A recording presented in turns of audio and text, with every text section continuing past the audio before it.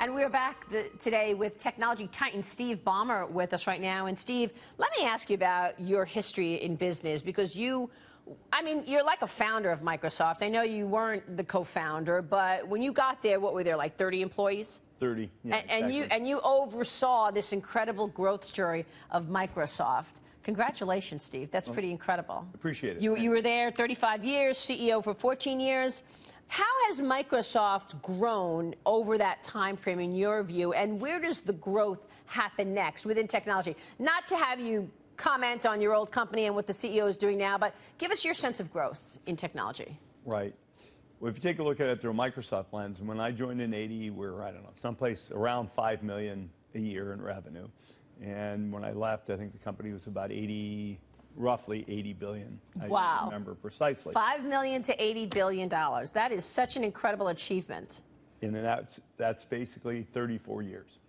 You say, where does that go? And the answer is sort of almost limitless in terms of what innovation can bring. There's still so much to do. I think of it in two pieces. There's what goes on the back end of the internet. That's where the apps get built and the computer systems get powered and all the thinking gets done. And then there's on that front end, that device you carry, your phone, your laptop, your Microsoft Surface, if you will, yep, where you're really seeing the world. And there's going to be innovation on both sides, whether it's virtual reality and augmented reality, whether it is on the back end, more and more intelligence and ability to learn about the world. Those things are going to happen, and there will be growth. Some of the tech that exists today will become obsolete.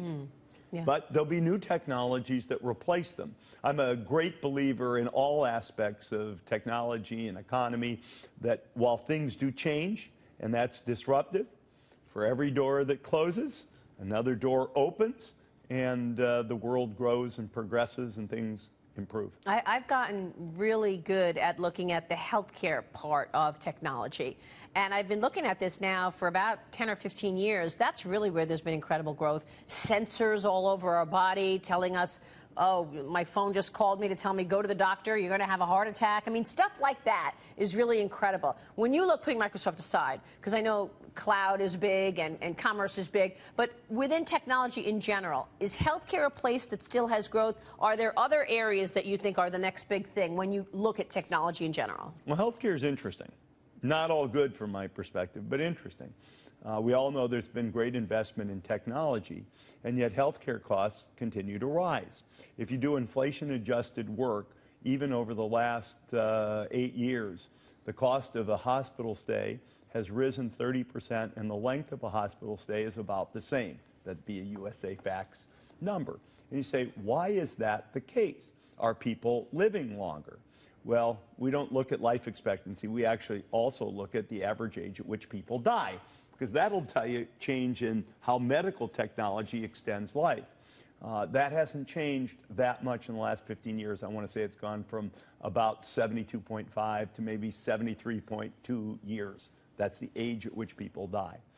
So there's a lot of increased investment, a lot more money, and yet we're not seeing quite the output. Why? Okay, is it the technology, or is it the pricing strategies? Pricing strategies. There's not the same kind of capitalistic pressure in the healthcare industry to improve products at the right price. The technology is about improving the product as opposed to looking at price value. I mean, if somebody comes out with a new phone, you're going to ask two questions. One, does it do something interesting for me that I can't do? And number two, what's the price? That doesn't happen in the healthcare industry. Incredible. The government structures the industry, it regulates the industry, and it's the biggest payer in the industry with Medicare, Medicaid, and a bunch of other government programs. Does government have a role in helping structure the economics of the healthcare industry so what I would call capitalism prevails? That is, products don't just get better every year, but they get cheaper every year. And right now, I think in the healthcare industry, the problem isn't new technology. The problem is, can we deliver new technology and new treatments at costs that are sustainable over time? Yeah, and that takes a lot of constituents in on that. I mean, you've got to really figure out who's getting the money and how to get the price down.